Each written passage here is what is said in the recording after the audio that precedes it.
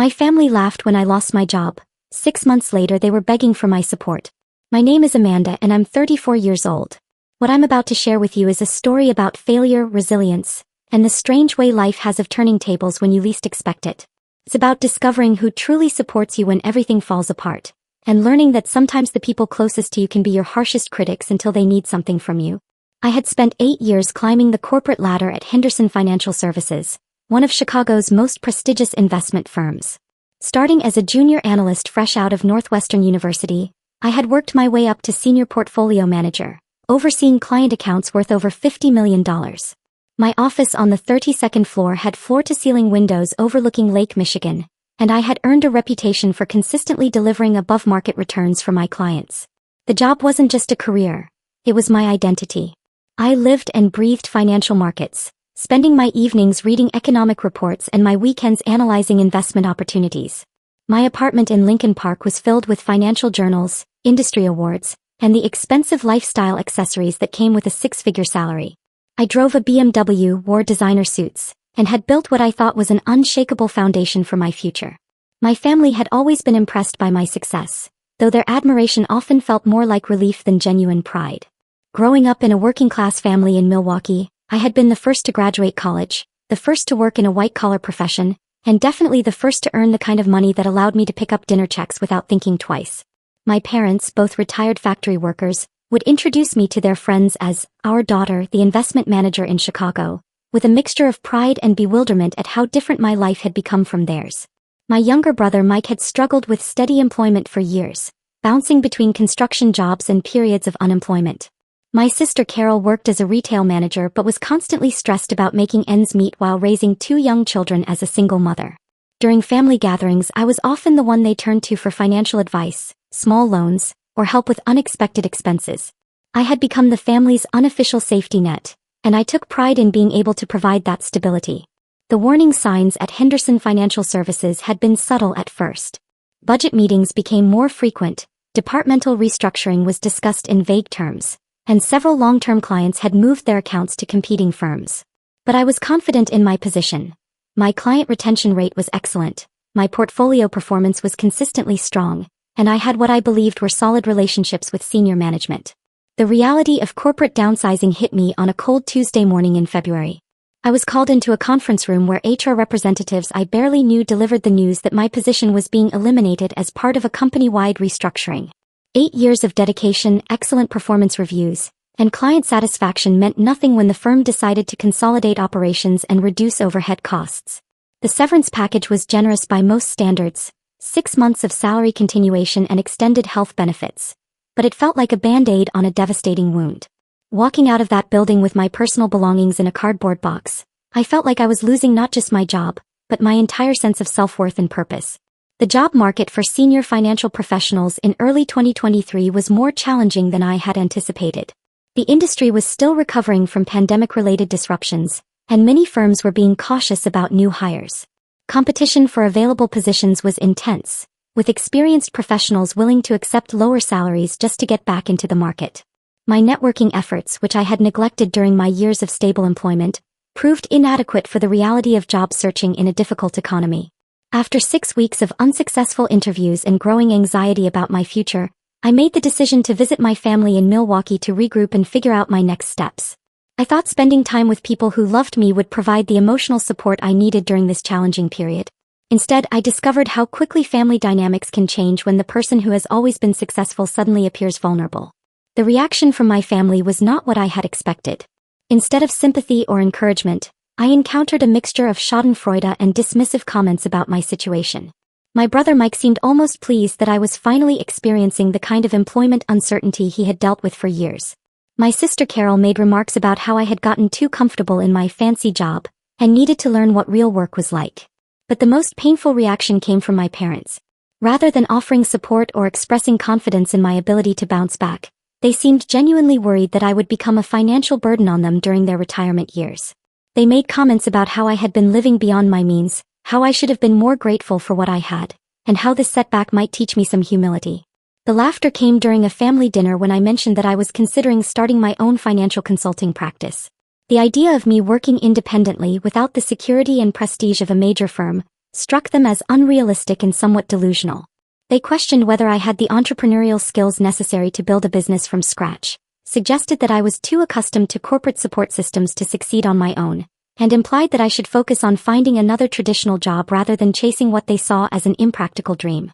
That evening, sitting alone in my childhood bedroom surrounded by high school trophies and college acceptance letters, I realized that my family's reaction said more about their own insecurities and limitations than it did about my capabilities. They had become comfortable with me as the successful family member who solved problems and provided assistance, but they couldn't envision me as someone who could overcome adversity and create new opportunities. Their doubt became my motivation. If they couldn't see my potential for reinvention and success, I would prove it to them through actions rather than words. The family that had laughed at my entrepreneurial aspirations was about to witness a transformation that would change all our relationships forever. Returning to Chicago after that humiliating family visit, I felt a clarity of purpose that I hadn't experienced since losing my job. The laughter and dismissive comments from my family had stung deeply, but they had also eliminated any safety net of emotional dependence I might have fallen back on. I was truly on my own now, which meant that every decision I made would be driven by my own determination rather than by seeking approval or support from people who clearly didn't believe in my capabilities. The first step was conducting an honest assessment of my financial situation and professional assets. My severance package would cover basic living expenses for several more months, but not the lifestyle I had become accustomed to. I downsized my apartment from the expensive Lincoln Park location to a modest one-bedroom in Logan Square, sold my BMW and bought a reliable used Honda, and eliminated all non-essential expenses from my budget. More importantly, I began cataloging the professional relationships and expertise I had developed during 8 years at Henderson Financial Services. While I no longer had access to the firm's research resources and support staff, I still possessed deep knowledge of financial markets, investment strategies, and client relationship management.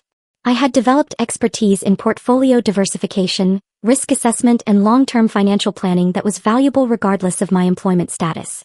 The idea of starting an independent financial consulting practice had seemed unrealistic when my family dismissed it, but as I researched the requirements and opportunities, I realized it was not only feasible but potentially very lucrative.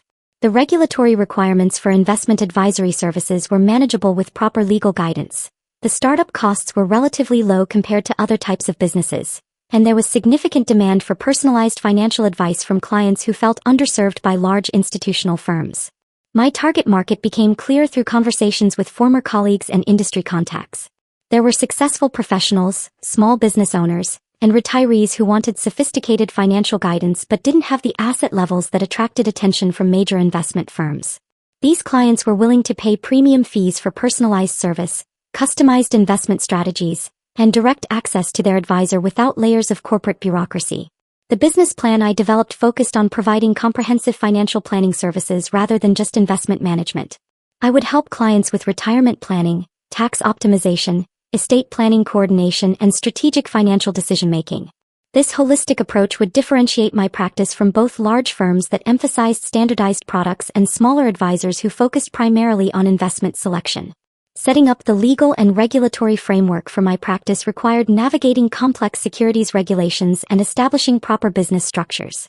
I invested in professional consultations with attorneys and accountants who specialized in financial services, ensuring that every aspect of my business would meet industry standards and regulatory requirements. The process was expensive and time-consuming, but it was essential for establishing credibility with potential clients. The marketing challenge was significant since I no longer had the brand recognition and marketing resources of Henderson Financial Services. Instead, I focused on leveraging my professional network and demonstrating expertise through content marketing and speaking opportunities. I started writing articles for local business publications about financial planning strategies, volunteered to speak at professional associations and community groups, and gradually built visibility for my new practice. My first client came through a referral from a former colleague at Henderson who had left the firm several months before my departure. Dr. Patricia Wong was a successful physician who was frustrated with the generic investment advice she was receiving from her bank's wealth management division. She wanted someone who would take time to understand her specific goals, risk tolerance, and unique financial situation as a high-earning professional with irregular income patterns.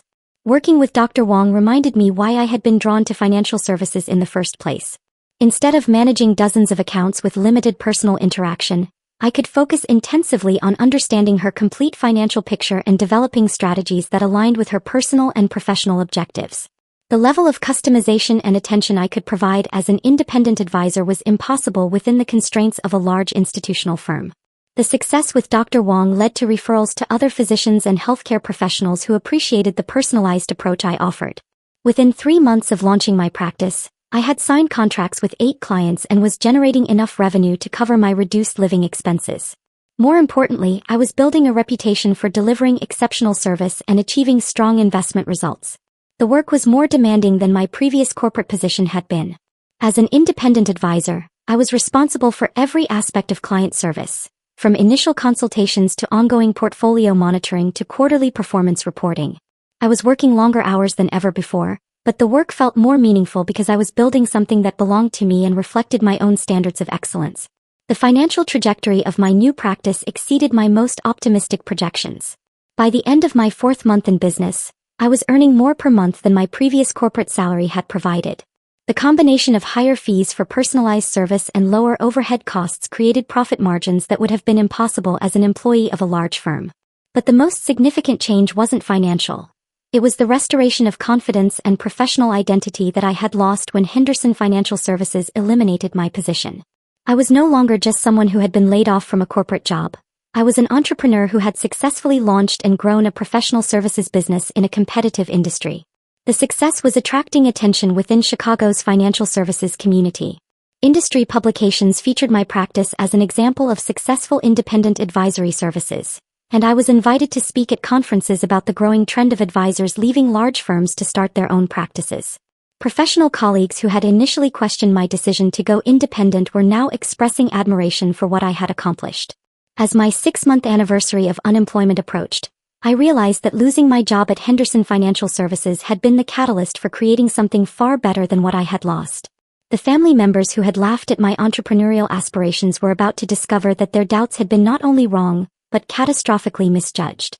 6 months after that devastating family dinner where my entrepreneurial aspirations had been met with laughter and dismissal, my financial consulting practice had evolved into something that exceeded even my most ambitious expectations.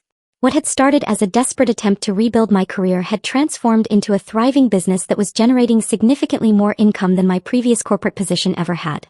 By late summer, I was managing investment portfolios worth over $30 million for a growing roster of clients who valued the personalized attention and strategic expertise I provided. The referral network I had built was generating more opportunities than I could handle alone, and I was already considering whether to hire an associate to help manage the workload. More importantly, I had achieved something that had been impossible at Henderson Financial Services: complete control over my professional destiny and the satisfaction of building something meaningful from nothing. The business had grown organically through word-of-mouth referrals and strategic networking within Chicago's professional community. My client base had expanded beyond healthcare professionals to include successful attorneys, business owners, real estate developers, and executives from various industries who appreciated working with an advisor who took time to understand their unique circumstances and goals. Each client relationship reinforced my reputation for delivering exceptional results and personalized service. The financial rewards were substantial, but the personal satisfaction was even more significant. I was no longer dependent on corporate hierarchies, office politics, or restructuring decisions made by executives I rarely interacted with. Every client I served, every strategy one developed, and every success I achieved was a direct result of my own efforts and expertise. The independence was intoxicating after years of navigating bureaucratic constraints and seeking approval for decisions I was perfectly capable of making myself.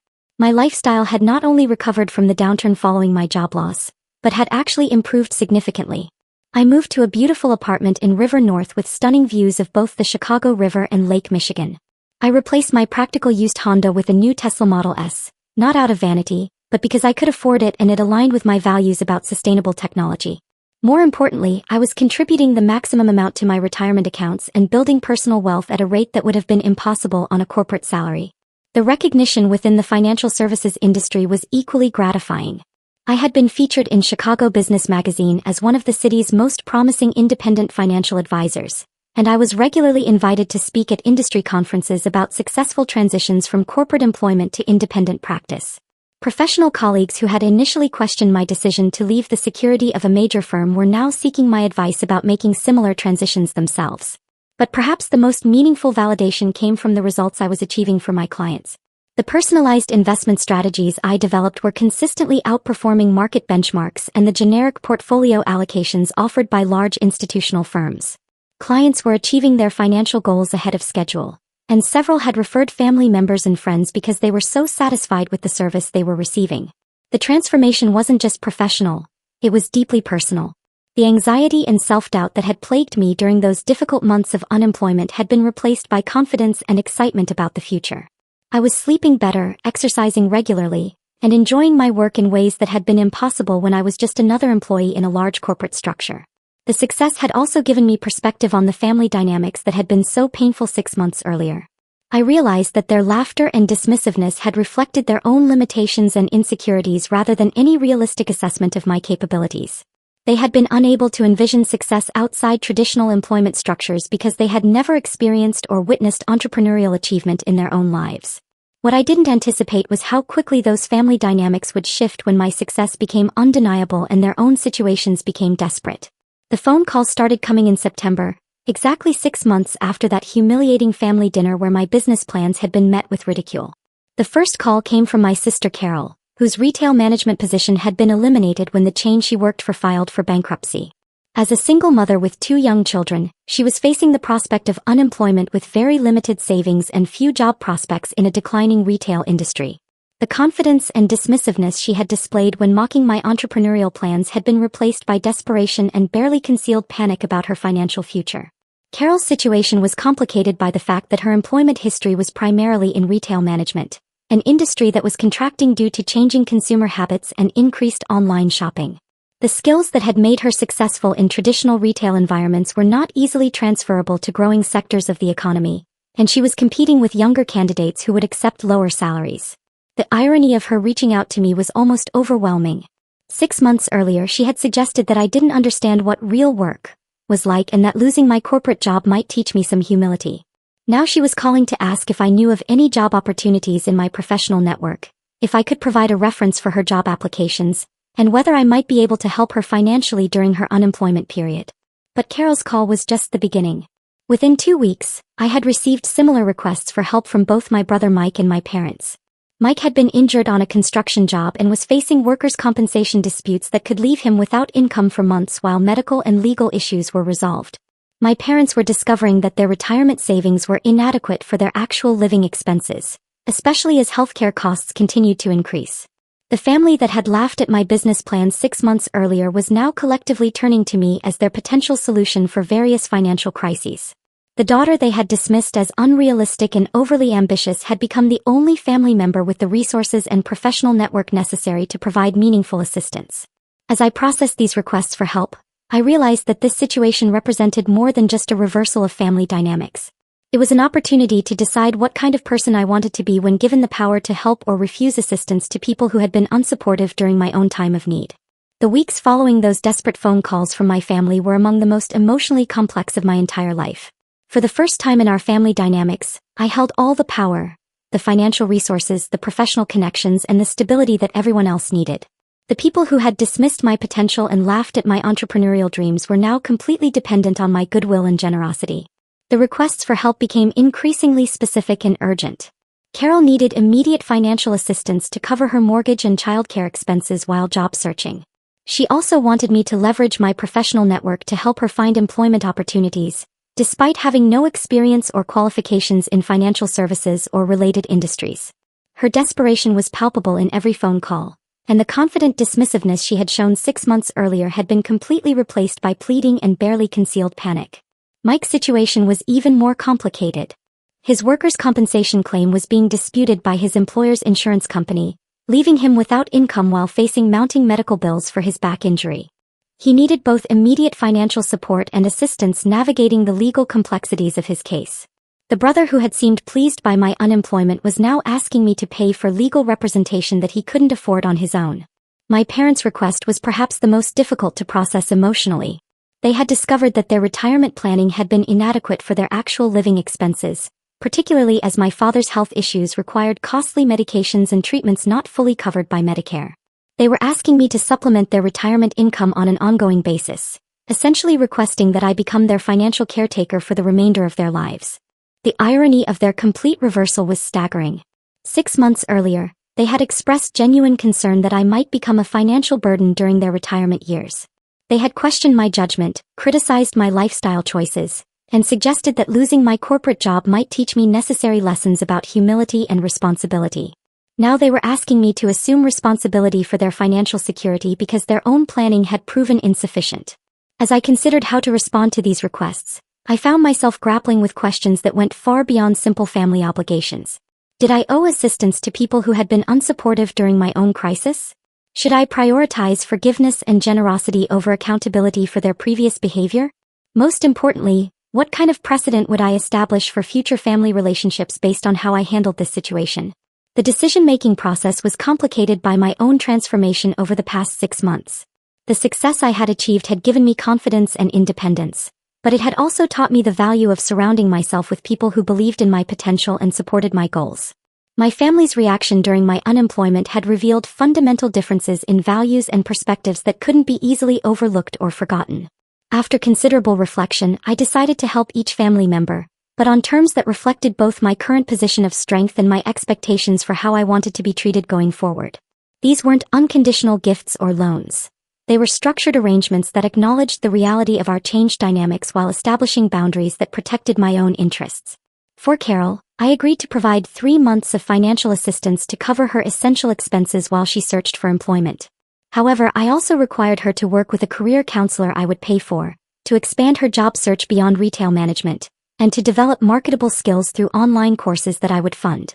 The assistance came with expectations for personal growth and professional development rather than just temporary financial relief. Mike's situation required a different approach. I agreed to advance him money to cover his living expenses during the workers' compensation dispute, but structured it as a formal loan with repayment terms and interest rates.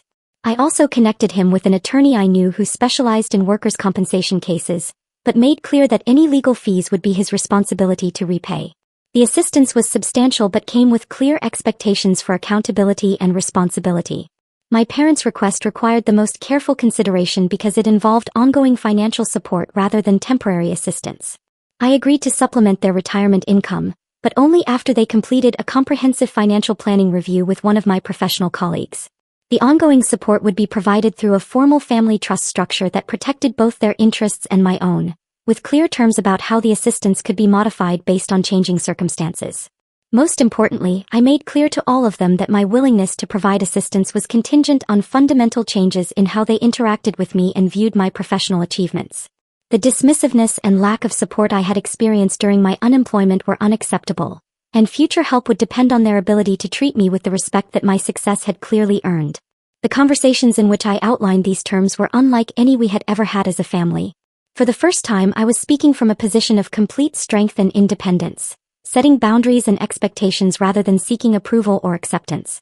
The power dynamics had shifted so dramatically that they had no choice but to accept my conditions if they wanted my assistance.